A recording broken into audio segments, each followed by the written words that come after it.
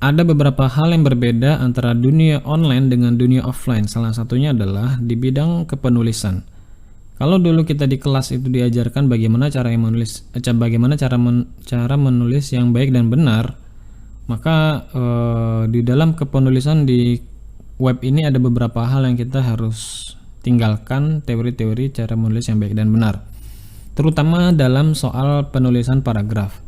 Jadi memanjakan pembaca dengan tulisan yang mudah dipahami itu juga penting ya. Selain kita nanti juga belajar menulis yang baik, memperingkas paragraf juga punya beberapa manfaat. Nah, kita akan bahas itu di kesempatan kali ini. Ini dasarnya ya. Ini adalah hasil riset dasar yang menjadikan kenapa pembahasan ini menjadi penting untuk kita juga pahami. Ada yang namanya F-shaped pattern di dalam dunia website.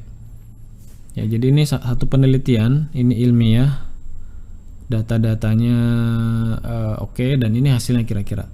Jadi orang itu ketika membaca sebuah konten itu dimulai dari kiri ke kanan, dan yang banyak merahnya tuh di sini, di sebelah kiri. Nah, jadi ini penting untuk membuat supaya konten kita itu tetap dibaca sampai akhir, sampai tuntas ya. Termasuk nanti juga ini sebetulnya pembahasan layout juga sebetulnya.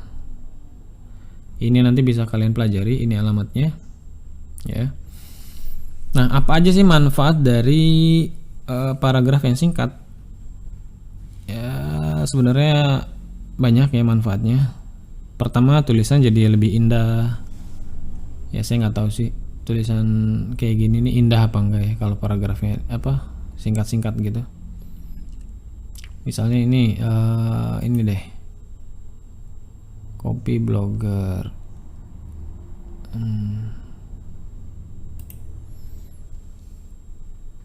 Itu yang pertama ya, tulisan jadi lebih indah, ya lebih enak lah dibaca. Kemudian yang kedua, scroll jadi lebih panjang. Nih, scrollnya jadi lebih panjang, apalagi kalau di mobile itu jadi ada banyak tab ya.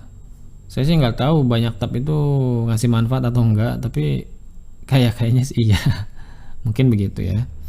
Itu yang kedua. Yang ketiga, lebih mudah menggiring pembaca untuk menyerap informasi satu persatu. Iyalah, kita mau menyajikan informasi apa aja dengan format yang singkat seperti ini ya, itu jadi lebih mudah. Misalnya kayak ini ada keyword jual aja domain di peringkat awal. Saya jualan nih. Ini kan ringkas-ringkas aja, jadi orang bisa lebih mudah menyerapnya, nggak pakai ribet. Itu yang ketiga. Yang keempat, juga mudah menggiring pembaca untuk mengikuti call to action. Nah, nih call to actionnya kayak gini: kirim email, sebutkan anggaran, dan seterusnya. Ini bagian dari call to action. Dan yang kirim email itu alhamdulillah ada aja. Setiap minggu ya mungkin ada 3 orang 4 orang yang kirim, tapi biasanya langsung beli beberapa gitu.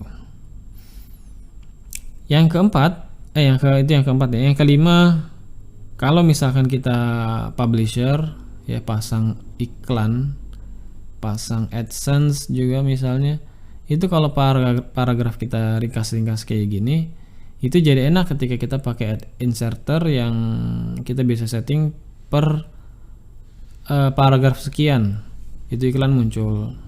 Karena kita udah punya standar satu paragraf rata-rata maksimal misalkan 5 baris atau 4 baris, jadi kita bisa mengkalkulasi, mengukur, menakar ini akan muncul setelah paragraf sekian, akan muncul setelah paragraf sekian. Tapi kalau kita nggak punya standar semacam itu, jadi agak susah untuk mengukur kapan iklan muncul gitu.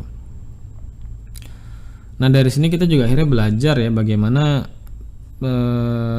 menyusun kerangka subheading, bahwa menyusun kerangka subheading itu akhirnya juga menjadi penting untuk kita perhatikan supaya paragraf itu tetap konsisten, tetap stabil. Nah, tapi hal-hal lain yang bisa kita lakukan juga supaya membuat konten kita itu tetap terlihat skim ya, tetap terlihat skim friendly istilahnya. itu kita bisa menambahkan semacam number kayak gini. Ini number ini bisa ngebantu kita untuk ngebreak paragraf yang panjang. Jadi audiens itu pengunjung atau pembaca, reader itu jadi lebih termanjakan dengan ditampilkannya konten yang seperti ini. Dipahaminya mudah, dilihatnya enak, nggak pegal di mata, seperti itu. Jadi penting untuk membuat number semacam ini, ordered list ya. Penyakit itu ada 2 jenis ya, dibikin kayak begini. Ini hal-hal semacam ini harus diperhatikan ya, harus dipahami betul. Ada 2 faktor. Ini untuk istilahnya ngebreak ya, tulisan kita tuh kita break jadi lebih rapi akhirnya.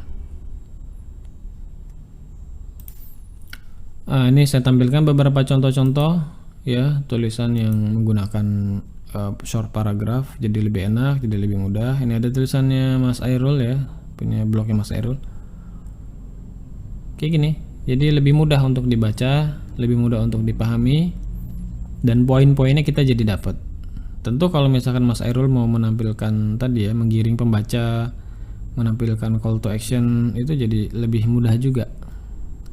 Di sini ini ada tulisan di sini link, terus ada grup Telegram, jadi kelihatan semuanya gitu, informasi-informasi pentingnya jadi kelihatan semua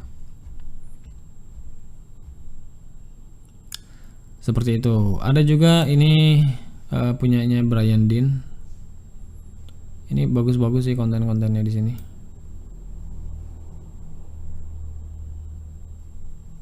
Mana?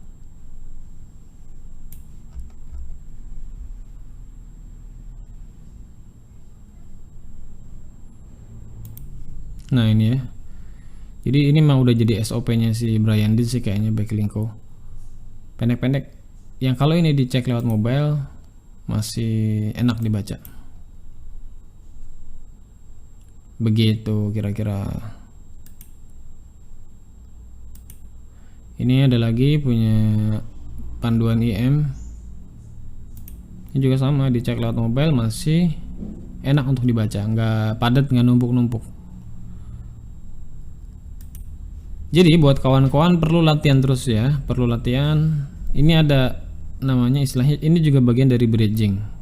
Jadi memecah satu paragraf sebetulnya jadi 2 dengan cara kasih titik 3 kayak gini. Ya ini bagian dari strategi untuk memecah. Seperti itu. Coba nanti teman-teman praktekin latihan. Ini berlaku juga untuk bikin status di Facebook ya. Saya juga kalau bikin status di Facebook itu cuma 2 baris.